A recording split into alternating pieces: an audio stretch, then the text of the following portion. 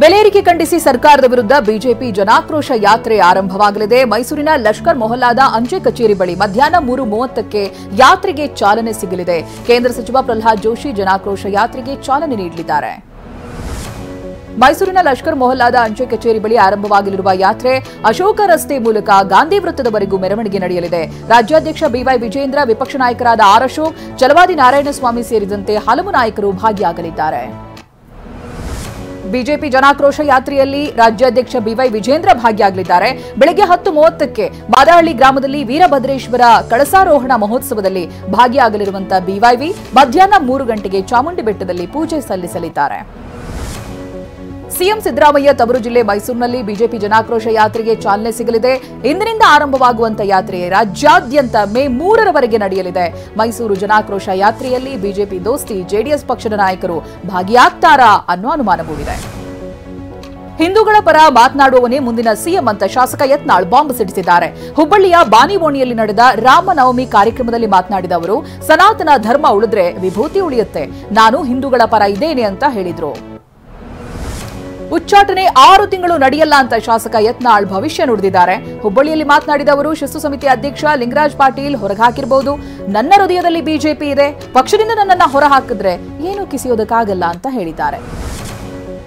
ಅಪ್ರಾಪ್ತ ಬಾಲಕಿ ಮೇಲೆ ಸಬ್ ಇನ್ಸ್ಪೆಕ್ಟರ್ ಮಗ ಅತ್ಯಾಚಾರ ಮಾಡಿದ್ದಾನೆ. ದಕ್ಷಿಣ ಕನ್ನಡ ಜಿಲ್ಲೆ ಮಹಿಳಾ ಪೊಲೀಸ್ ಠಾಣಾ ವ್ಯಾಪ್ತಿಯಲ್ಲಿ ಅಪ್ರಾಪ್ತೆ ಮನೆಯಲ್ಲಿ ಒಬ್ಬಳೇ ಇದ್ದಾಗ ನೀರು ಕೇಳುವ ನೆಪದಲ್ಲಿ ಹೋಗಿ ಪಿಎಸ್ಐ ಒಬ್ಬರ ಪುತ್ರ ಮಂಜುನಾಥ್ ಅತ್ಯಾಚಾರ ಮಾಡಿದ್ದಾನೆ. ಮಾಟ ಮಂತ್ರ ನಿವಾರಿಸುವ ನೆಪದಲ್ಲಿ ಮಹಿಳೆಗೆ ಲೈಂಗಿಕ ಕಿರುಕುಳ ನೀಡಲಾಗಿದೆ. ಮಂಗಳೂರಿನ ಮಹಿಳಾ ಠಾಣಾ ಪೊಲೀಸರು ಆರೋಪಿ ಮುಸ್ಲಿಂ ಧರ್ಮಗುರು ಜಿ ಅಬ್ದುಲ್ ಕರೀಂನನ್ನ ಬಂಧಿಸಿದ್ದಾರೆ. ಚಿಕಿತ್ಸೆಯ ನೆಪದಲ್ಲಿ ಜಿ ಅಬ್ದುಲ್ ಕರೀಂ ಲೈಂಗಿಕ ಕಿರುಕುಳ ನೀಡಿದ್ದ, ಅಲ್ಲದೆ 1 ಲಕ್ಷ ರೂಪಾಯಿ ಪಡೆದು ವಂಚನೆ ಕೂಡ ಮಾಡಿದ್ದಂತೆ.